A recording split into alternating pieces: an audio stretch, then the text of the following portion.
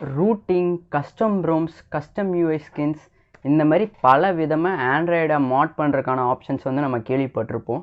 இருந்தாலும் warranty void ஆயிருமோ, phone பிரிக் ஆயிருமோ அப்படின்னு உங்களுக்கு பல கன்ஃபியூஷன்ஸ் இருக்கலாம்.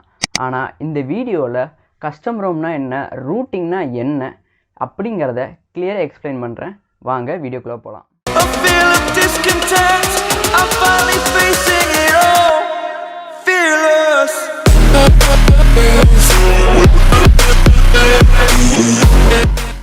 கஸ்டம் ரோம்ஸுக்கு தெரிஞ்சுக்கிறதுக்கு முன்னாடி நம்ம யூஸ் பண்ணுற வெவ்வேறு ஆப்ரேட்டிங் சிஸ்டம்ஸ் என்னென்னங்கிறத முதல்ல பார்ப்போம். முதல்ல பார்த்தீங்கன்னா டெஸ்க்டாப் ஆப்ரேட்டிங் சிஸ்டம், அதாவது பிசி சிஸ்டம்னு சொல்லக்கூடிய அந்த ஆப்ரேட்டிங் சிஸ்டம்ஸ் என்னென்ன இருக்குன்னு பார்த்தீங்கன்னா விண்டோஸ் இருக்குது, மேக் இருக்குது, லினக்ஸ் இருக்குது. அதே மாதிரி தான் ஃபோன் ஆப்ரேட்டிங் சிஸ்டம்ஸ்லேயும் மேஜராக 2 இருக்குது. ஒன்று பார்த்தீங்கன்னா ஆண்ட்ராய்டு, இன்னொன்று பார்த்தீங்கன்னா ஐஓஎஸ், மேக் மற்றும் விண்டோஸ் இந்த 3 ஆப்ரேட்டிங் சிஸ்டத்தை நீங்கள் பார்த்தீங்கன்னா எல்லா இடத்துலையும் யூனிஃபார்மாக இருக்கும். ஃபார் எக்ஸாம்பிள், பழைய டெல் லேப்டாப்பாக இருந்தாலும் சரி, புதிய ஏசூஸ் லேப்டாப்பாக இருந்தாலும் சரி, ரெண்டுமே விண்டோஸ் 10 ரன் ஆகும்போது சாஃப்ட்வேர் ஒரே மாதிரி தான் இருக்கும். ஐஃபோன்ஸும் அதே மாதிரி தான். ஐஃபோன் 6ல் iOS 14 ரன் பண்ணாலும், ஐஃபோன் 8ல் அதே iOS 14 ரன் பண்ணாலும் ரெண்டுமே ஒரே யூனிஃபார்மாக தான் இருக்கும். ஒரே யூசர் இன்டர்ஃபேஸ், ஒரே யூசர் எக்ஸ்பீரியன்ஸ் தான் இருக்கும். ஆனால் ஆண்ட்ராய்டு ஆப்ரேட்டிங் சிஸ்டம் மட்டும் டிஃப்ரெண்ட்டானது. எப்படின்னு சொல்கிறேன்னு பார்த்தீங்கன்னா, ஆண்ட்ராய்டில் ஒரே வெர்ஷன் இருக்க 2 ஸ்மார்ட் ஃபோன் எடுத்துக்கிட்டாலும் ரெட்மியோட யூசர் இன்டர்ஃபேஸ் வேறு மாதிரி இருக்கும், சாம்சங்கோடது வேறு மாதிரி இருக்கும், ரியல்மியோடது வேறு மாதிரி இருக்கும். இதுக்கான காரணம் என்னென்னு பார்த்தீங்கன்னா லினக்ஸ் பேஸ்ட் ஆப்ரேட்டிங் சிஸ்டம். டெஸ்க்டாப்லேயும் நான் மென்ஷன் பண்ணியிருப்பேன் லினக்ஸ். அதே லினக்ஸை பேஸ் பண்ணி தான் ஆண்ட்ராய்டும் பில்ட் பண்ணியிருக்காங்க. லினக்ஸோட மெயின் அட்வான்டேஜ் என்னென்னு பார்த்தீங்கன்னா அது வந்து ஒரு ஓப்பன் சோர்ஸ் பிளாட்ஃபார்ம். ஓப்பன் சோர்ஸ்னு என்னென்னு பார்த்தீங்கன்னா அந்த சாஃப்ட்வேரை பில்ட் பண்ணக்கூடிய அந்த ஒரிஜினல் சோர்ஸ் கோடை வந்து ரிலீஸ் பண்ணிடுவாங்க. இப்போ அந்த சோர்ஸ் கோடை வச்சு யார் வேணால் எப்படி இந்த ஆப்ரேட்டிங் சிஸ்டத்தை பில்ட் பண்ணியிருக்காங்க, என்னென்ன பக்ஸ் இருக்கும், என்னென்ன செக்யூரிட்டி ஃப்ளாஸ் எல்லாம் இருக்குங்கிறத எல்லாரும் தெரிஞ்சுக்கிட்டு அந்த ஆப்ரேட்டிங் சிஸ்டத்துக்கு கான்ட்ரிபியூட் பண்ணலாம். இதுதான் ஓப்பன் சோர்ஸ். லினக்ஸோட டிஸ்ட்ரிபியூஷன்ஸும் பார்த்தீங்கன்னா நிறையவே டிஸ்ட்ரிபியூஷன்ஸ் இருக்குது. ஃபார் எக்ஸாம்பிள் பார்த்தீங்கன்னா உபுண்டு லினக்ஸ் இருக்குது, காலி லினக்ஸ் இருக்குது, பாப்ஓஎஸ் இருக்குது, ஆர்ச்ஓஎஸ் இருக்குது. இது எல்லாத்துலேயும் வெவ்வேறு விதமான யூஐ இருக்குது. மற்ற ஓஎஸ் மாதிரி இல்லாமல் லினக்ஸில் பார்த்தீங்கன்னா எல்லாமே மாடியுலராக இருக்கும். இப்போ மாடியுலராக இருக்கிறதுக்கு என்ன அர்த்தம்னு பார்த்தீங்கன்னா கோர் லினக்ஸோட ஃபங்க்ஷனாலிட்டிஸ் எல்லாமே தனியாக இருக்கும். யூஐ எலிமெண்ட்ஸ், மற்ற ஃபீச்சர்ஸ் எல்லாமே தனித்தனியாக செக்ரிகேட் பண்ணி வச்சுருப்பாங்க. இதனால் என்ன அட்வான்டேஜ்னு பார்த்தீங்கன்னா யார் வேணால் அந்த கோர் லினக்ஸோட ஃபங்க்ஷனாலிட்டிஸை எடுத்துக்கிட்டு அவங்களோட ஓன் யூஐயோட ரீப்ளேஸ் பண்ணிக்கலாம். ஏன்னா இதெல்லாமே ஓப்பன் சோர்ஸாக இருக்குது, யார் வேணால் எடுத்து யூஸ் பண்ணிக்கலாங்கிற மாதிரி இருக்குது. அதே மாதிரி தான் ஆண்ட்ராய்டும் லினக்ஸ் பேஸ்ட் தான் இருக்குது. ஆண்ட்ராய்டோட ஹோல் ப்ராஜெக்ட்டுமே ஆண்ட்ராய்டு ஓப்பன் சோர்ஸ் ப்ராஜெக்ட், அதாவது ஏஓஎஸ்பி. அந்த ஏஓஎஸ்பி ப்ராஜெக்ட் வந்து பார்த்திங்கன்னா இன்டர்நெட்டில் யார் வேணால் எடுத்து கஸ்டமைஸ் பண்ணிக்கிற மாதிரி அவைலபிளாக இருக்குது. இதனால் சாம்சங் மற்றும் ஷாமி மற்றும் ரியல்மி இந்த மாதிரி ஸ்மார்ட் ஃபோன் ஓஇஎம் மேனுஃபேக்சர்ஸ் எல்லாம் என்ன பண்ணாங்கன்னு பார்த்தீங்கன்னா அந்த கோர் ஆண்ட்ராய்டை எடுத்துக்கிட்டு அதுக்கு மேலே அவங்களோட ஓன் யூஐயை வந்து ஒர்க் பண்ணி போட்டாங்க. எதுக்கு தேவையில்லாமல் அவங்களுக்கான யூஐ வந்து கஷ்டப்பட்டு டெவலப் பண்ணுறாங்கன்னு பார்த்தீங்கன்னா யூசர்ஸை ஹோல்ட் பண்ணுறதுக்கு ஒரு லாக்டின் ஈகோ சிஸ்டம் வந்து பில்ட் பண்ண ட்ரை பண்ணுவாங்க. ஃபார் எக்ஸாம்பிள் பார்த்தீங்கன்னா ஷாமியில் மியூஐ இருக்குது. ஸோ மியூஐ யூஸ் பண்ணிகிட்டு இருக்கவங்க அதில் இருக்க ஃபீச்சர் செட்ஸாக இருக்கட்டும், அதில் இருக்க மாடிஃபிகேஷன்ஸாக இருக்கட்டும், இந்த மாதிரி நிறைய ஃபீச்சர்ஸ்க்கு வந்து குவிக்காக லாக் ஆகிட்டாங்கன்னா தங்களோட அடுத்த ஸ்மார்ட் ஃபோன்லேயும் அதே ஃபீச்சர்ஸ் இருந்தால் ரொம்ப ஃபெமிலியராக இருக்குங்கிறதுக்காக அந்த யூஐ வந்து கண்டினியூஸாக ஒவ்வொரு மேனுஃபேக்சரர்ஸும் தங்களுக்கு பிடிச்ச மாதிரி யூசர்ஸை அட்ராக்ட் பண்ணுறதுக்காக க்ரியேட் பண்ணியிருக்காங்க. இதில் தாங்க பிரச்சனையே.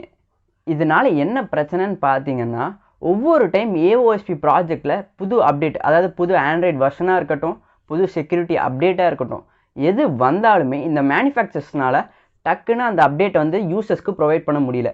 ஏன்னா இருக்கபடி ஸ்டாக்காக வந்து கொடுத்துருந்தாங்கன்னா ஈஸியாக அந்த அப்டேட்ஸை வந்து ப்ரொவைட் பண்ணிடலாம்.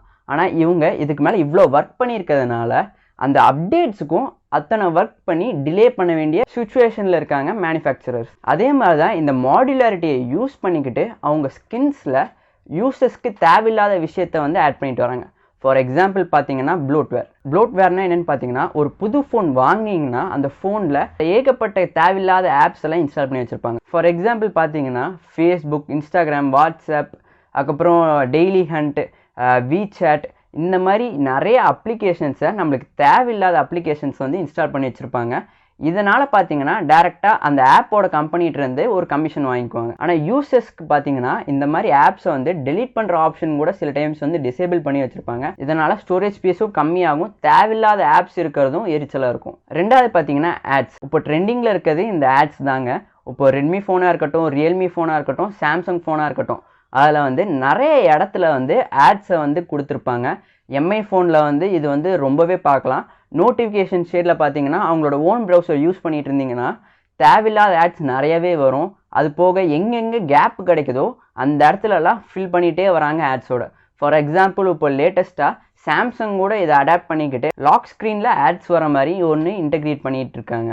இந்த மாதிரி மேனுஃபேக்சரர்ஸ் கொடுக்குற டெரிபிள் ஆண்ட்ராய்டு எக்ஸ்பீரியன்ஸ்லேருந்து வெளியே வரக்கு தான் கஸ்டம் ஆண்ட்ராய்டு ஸ்கின்ஸ் வந்து ஃபேமஸ் ஆச்சு. கஸ்டம் ஆண்ட்ராய்டு ரோம்ஸ்னால் ஒன்றும் இல்லைங்க, இப்போ ஏஓஎஸ்பி ப்ராஜெக்ட் சொல்லியிருந்தாங்க இல்லையா, அந்த ப்ராஜெக்ட்ஸை பேஸ் பண்ணி சிம்பிளாக மற்றும் லைட் வெயிட் கஸ்டமைசேஷன்ஸோட நிறைய ஆண்ட்ராய்டு ரோம்ஸ் வந்து வெளியிட்டிருக்காங்க. For example Lineage OS, Evolution X, CyanogenMod, இந்த மாதிரி நிறைய கஸ்டம் ஆண்ட்ராய்டு ரோம்ஸ் வந்து இப்போ வந்து வெளியே வந்துட்டுருக்கு. இப்போது உங்கள் ஃபோனுக்கு ஏற்ற மாதிரி நிறைய ரோம்ஸ் வந்து நீங்கள் சர்ச் பண்ணிங்கனாலே கிடைக்கும். ஃபார் எக்ஸாம்பிள் உங்கள் ஃபோனுக்கான கோட் நேம் எடுத்து அந்த கோட் நேம் பேஸ் பண்ணி கஸ்டம் ரோம்ஸை சர்ச் பண்ணிங்கன்னா உங்கள் ஃபோனுக்கான கஸ்டம் ரோம்ஸும் அதை எப்படி இன்ஸ்டால் பண்ணுங்கிற வழிமுறைகளும் இன்டர்நெட்டில் ரொம்பவே ஈஸியாக அவைலபிளாக இருக்குது. இதில் என்ன அட்வான்டேஜஸ்ன்னு பார்த்தீங்கன்னா கஸ்டம் ரோம்ஸில் ஸ்டாக் ஆண்ட்ராய்டு ஸ்டாக்காக இருக்கும். அதாவது கூகுள் உங்களுக்கு எந்த மாதிரி ஆண்ட்ராய்டு கொடுக்கணும்னு நினைக்கிறாங்களோ அந்த மாதிரி க்ளீனாக இருக்கும் ஆப்ரேட்டிங் சிஸ்டம். எந்த ப்ளோட்வேரும் இருக்காது, எந்த ஆட்ஸும் இருக்காது, எந்த யூசர் டேட்டா ட்ராக்கிங்ஸும் இருக்காது. அது கூட ஃபாஸ்டர் ஆண்ட்ராய்டு அப்டேட்ஸ். இப்போ எக்ஸாம்பிளுக்கு பார்த்தீங்கன்னா ஆண்ட்ராய்டு 11 வருதுன்னு பார்த்தீங்கன்னா கஸ்டம் ரோம் கம்யூனிட்டியிலேருந்து ஒரு 1 வீக்குள்ளாரியே ஃபேமஸான ஆண்ட்ராய்டு ஸ்மார்ட் ஃபோன்ஸ்க்கு டக்குன்னு அப்டேட்ஸ் கொடுத்துருவாங்க. ஃபார் எக்ஸாம்பிள் என்னோட ஸ்மார்ட் ஃபோன் பார்த்தீங்கன்னா ரெட்மி நோட் 8. இதில் பார்த்தீங்கன்னா ஷாமி ஆண்ட்ராய்டு 10 அப்டேட்டே 1 வருஷம் ஆனாலும் உனக்கு கொடுக்கல. ஆனால் கஸ்டம் ரோம்ஸில் பார்த்தீங்கன்னா எவல்யூஷன் எக்ஸில் எனக்கு ஆண்ட்ராய்டு 11 வந்து ஆண்ட்ராய்டு 11 ஏஓஎஸ்பி ப்ராஜெக்டில் அப்டேட் ஆன 2 monthsலேயே பார்த்தீங்கன்னா எனக்கு வந்து அப்டேட் கொடுத்துட்டாங்க. லேட்டஸ்ட் செக்யூரிட்டி பேட்ச்லேயும் இருக்கும். இதோட இன்னொரு அட்வான்டேஜ் என்னென்னு பார்த்தீங்கன்னா இந்த எவல்யூஷன் எக்ஸ், பிக்சல் எக்ஸ்பீரியன்ஸ், சைனோஜன் மாட், இந்த மாதிரி தேர்ட் பார்ட்டி கஸ்டம் ரோம்ஸை சொல்கிறேன் இல்லையா, இதெல்லாமே ட்ரஸ்டபுளாக நீங்கள் நிறைய பேர் கேட்கலாம். இது எல்லாமே ட்ரஸ்டபுள் தான். உங்களுக்கு வேணும்னா டேரெக்டாக டெவலப்பரையே நீங்கள் வந்து காண்டாக்ட் பண்ணலாம். அது கூட அவங்களோட ப்ரோக்ராம்ஸ் எல்லாமே ஓப்பன் சோர்ஸ். முன்னாடி சொன்ன மாதிரி எல்லாமே ஓப்பன் சோர்ஸ் தான். அதனால டிரான்ஸ்பரன்சி வந்து ஜாஸ்தி. ஸோ டேரெக்டாக வந்து நம்ம தெரிஞ்சுக்கலாம் இந்த மாதிரி செக்யூரிட்டி ஃப்ளாஸ் இருக்கா, ட்ராக்கிங் இருக்கா அப்படிங்கிறது. ஸோ கஸ்டம் ரோம்ஸ்னால் என்னென்னு பார்த்துட்டோம். ரூட்டிங்னா என்னென்னு பார்க்க போகிறோம்.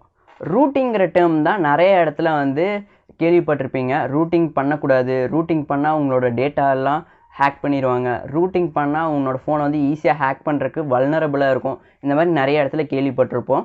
ரூட்டிங்னா என்னென்னு பார்ப்போம். இப்போ நீங்கள் கஸ்டம் ரோம் யூஸ் பண்ணிகிட்டு இருந்தாலும் சரி, உங்கள் ஃபோன் கூடவே வந்த One UI, Realme UI, Mi யூஐயை வந்து யூஸ் பண்ணிகிட்டு இருந்தாலும் சரி, இப்போ ஒரு ஆப்ரேட்டிங் சிஸ்டம் எடுத்திங்கன்னா அதை வந்து கண்ட்ரோல் பண்ணுறது வந்து அதோட ஃபைல் மேனேஜ்மெண்ட் சிஸ்டம். அதில் தான் அதோட எல்லா கான்ஃபிகரேஷன்ஸும் இருக்கும். இப்போ விண்டோஸில் பார்த்தீங்கன்னா சி டிரைவ், அதாவது விண்டோஸ் இன்ஸ்டாலேஷன் ஆன ஃபைல்ஸை வந்து நீங்கள் வந்து டேரெக்டாக ஆக்சஸ் பண்ணலாம். ரெஜிஸ்ட்ரேஷன் ஃபைல்ஸ் வரைக்கும் நீங்கள் டீப்பாக போய் என்ன கஸ்டமைசேஷனும் கூட பண்ணலாம். ஆனால் ஆண்ட்ராய்டு மற்றும் மொபைல் ஆப்ரேட்டிங் சிஸ்டத்தில் பார்த்தீங்கன்னா அது எல்லாமே லாக் ஆகிருக்கும். மேஜராக உங்களுக்கு வந்து மெயின் ஸ்டோரேஜ் வந்து ஒன்று கொடுத்துருப்பாங்க.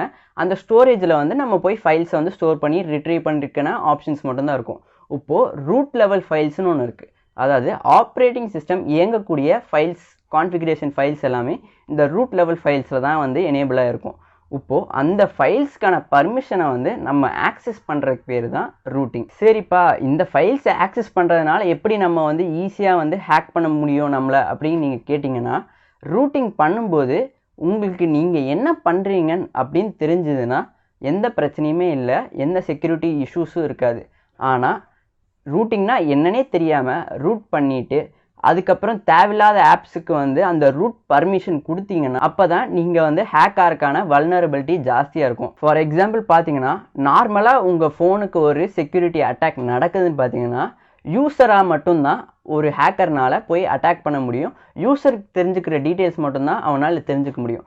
ஆனால் இப்போவே உங்கள் ஃபோனில் ரூட் ஆக்சஸ் எனேபிளாக இருந்துச்சுன்னா ஒரு ஹேக்கர்னாலேயோ ஒரு ஃபிஷிங் வெப்சைட்னாலேயோ ரூட் லெவல் ஃபைல்ஸ்க்கான ஆக்சஸ் கொடுக்கும்போது இப்போ நீங்கள் அலோவ் பர்மிஷன்ஸ் கொடுக்குறீங்க இல்லையா, அதே மாதிரி ரூட் பர்மிஷன்ஸும் உங்களுக்கு அலோவ் பண்ணுற மாதிரி தான் கேட்கும். அது என்னன்னே தெரியாமல் நீங்கள் வந்து அலோவ் கொடுத்துட்டிங்கன்னா முன்ன மாதிரி இல்லாமல் உங்களோட ஃபோன்ஸோட மெயின் ஸ்டோரேஜை மட்டும் ஆக்சஸ் பண்ணுறது இல்லாமல் உங்களோட ஃபோனோட ரூட் லெவல் ஃபைல்ஸ் ஆப்ரேட்டிங் சிஸ்டத்தையும் மொத்தமாக கண்ட்ரோல் கொண்டு வரலாம். இதன் மூலயமா இந்த மாதிரி பல விதமான டேட்டாக்களை அவங்களால எக்ஸ்ட்ராக்ட் பண்ண முடியும். ஸோ ரூட்டிங் பண்ணும்போது நல்லா டீட்டெயில்டாக ரிசர்ச் பண்ணிவிட்டு எப்போ பர்மிஷன்ஸ் கொடுக்கணும், எங்கெங்கெல்லாம் பர்மிஷன்ஸ் கொடுக்கணுங்கிறத வந்து தெரிஞ்சுக்கிட்டு ரூட் பண்ணுங்கள். அவ்வளோதான் கைஸ் இந்த வார வீடியோக்கு.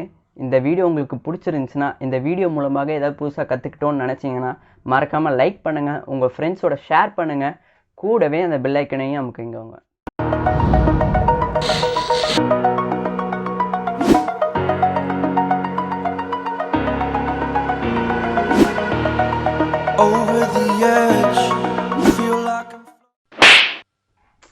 இனிமேல் 1 வருஷம் கழித்து தான் என்னால் வீடியோ எடுக்க முடியும், உங்கள் கூட எல்லாம் பேச முடியும்.